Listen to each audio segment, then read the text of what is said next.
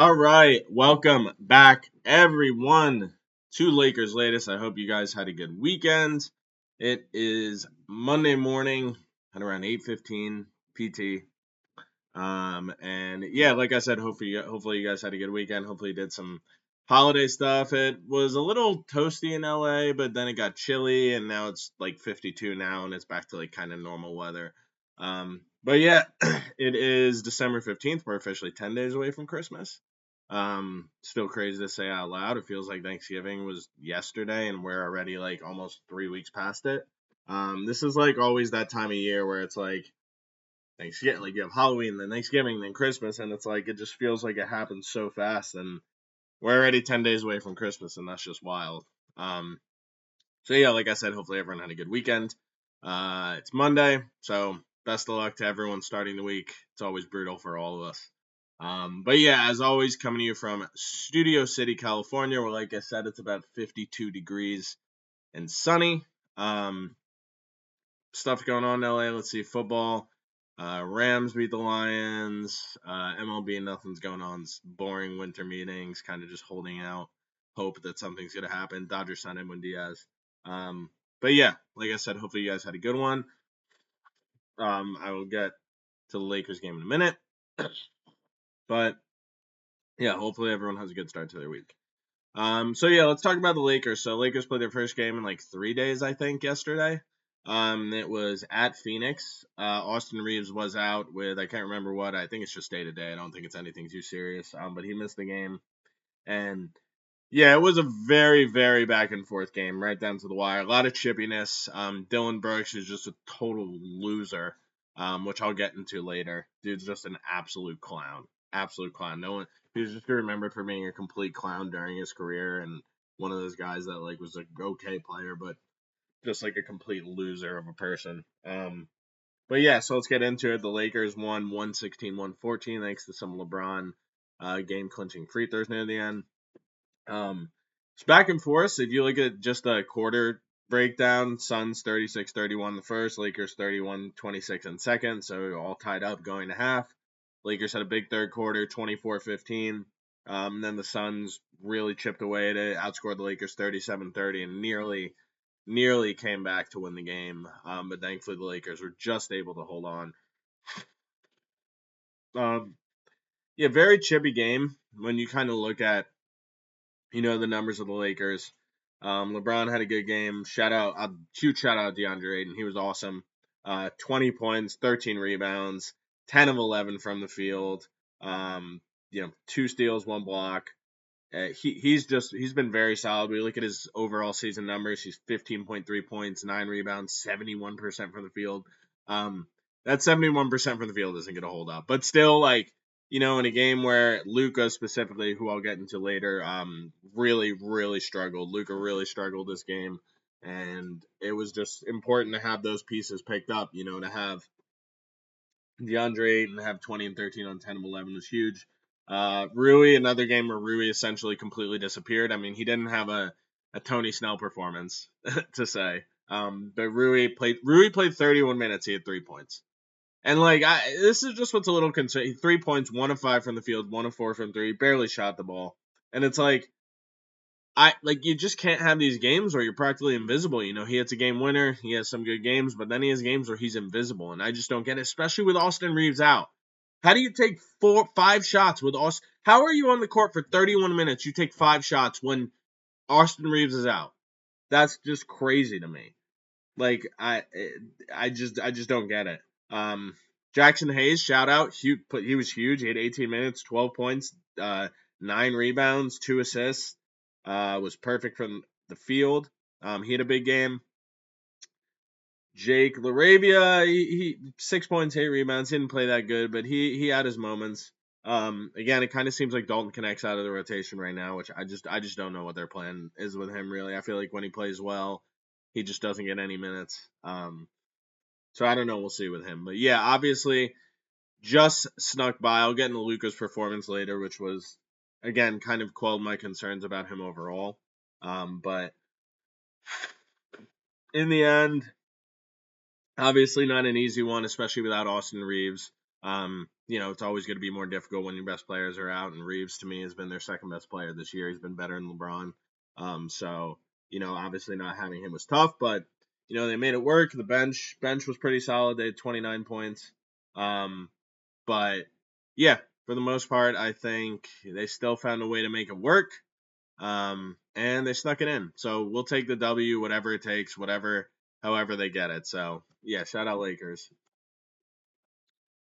All right, let's talk about LeBron. So LeBron had a pretty good game for the most part. He did have 8 turnovers, which is obviously not what you want to see. He had 26 points, 8 of 17 from the field, 1 of 5 from 3, 9 of 14 from the line, 2 steals, 2 blocks.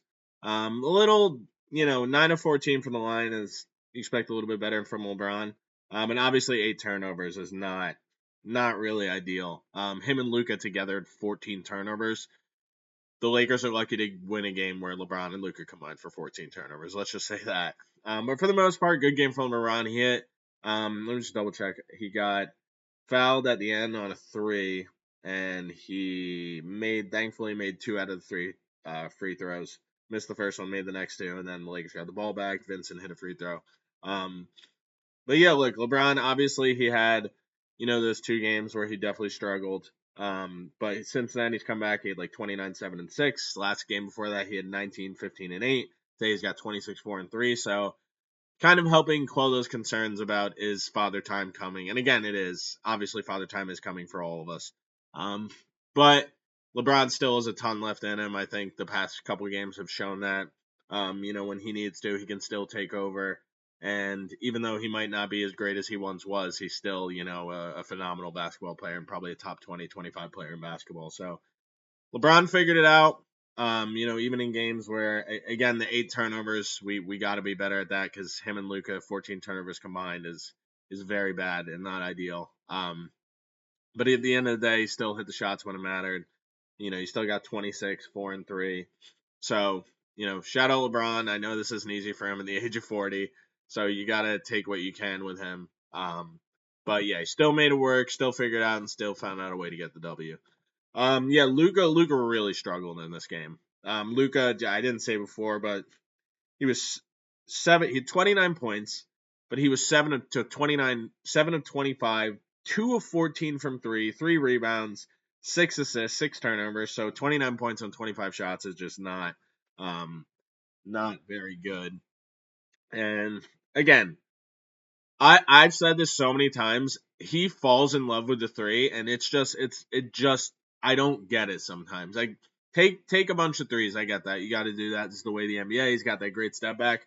2 of 14 from 3. Like I do not think that 14 of your 25 shots should be 3s. Like if you don't have it, and that's the thing. Like if you don't have it on night where he's shooting, like you can keep shooting it, but stop shooting 3s. Like find ways to get to the basket. Find ways to get other guys involved. Like Luka's a phenomenal player, but to me, the biggest detriment to his game is the fact that he falls in love with those 3s. Like he's a good shooter. He's not an elite shooter. He's not Steph Curry. He's not some of the top shooters. Like he's gonna have games where he shoots over 40%, but he's not a over 40% from 3-point shooter. And he just so many times falls in love with that. And 2 of 14 from 3s to me is just unacceptable.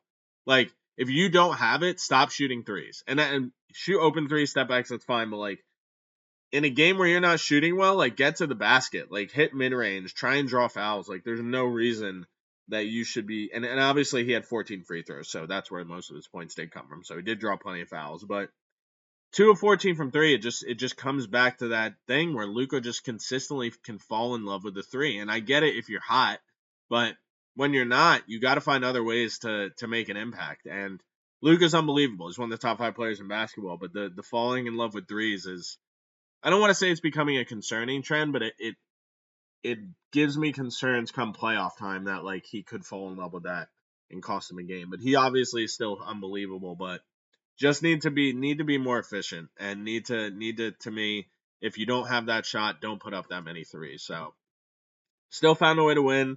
Obviously not his best performance, but I think there'll be definitely better games ahead. So we'll see what happens with Luka, but yeah, I think he'll be playing better ahead. All right, and lastly, just want to talk about Dylan Brooks. This dude's such a loser. Like he is like the meme of like when the person's pointing out the mirror and like get in there and go make it about yourself. Like that's Dylan Brooks.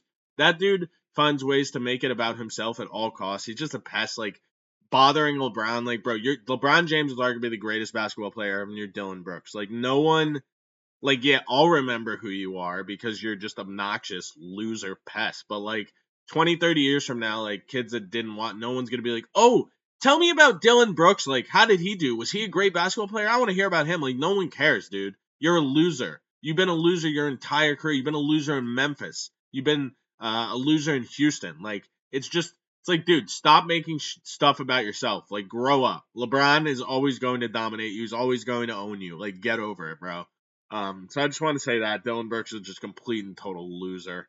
So yeah, we'll see. So the Lakers, the NBA Cup final is tomorrow. Let's see their next game. So their next game is not till Thursday. So we got another. I mean, it's like almost like 2 games in 8 or 9 day span. So the good news about that is Reeves and the guys that have a couple injuries should get some rest. So yeah, no game until Thursday the 18th. So hopefully, the guys will get. I mean, that's almost 4 days rest. Reeves should hopefully be back by then. So yeah, we'll see how it goes. But yeah, that's what I got for you today, guys. And yeah, I'll catch you later.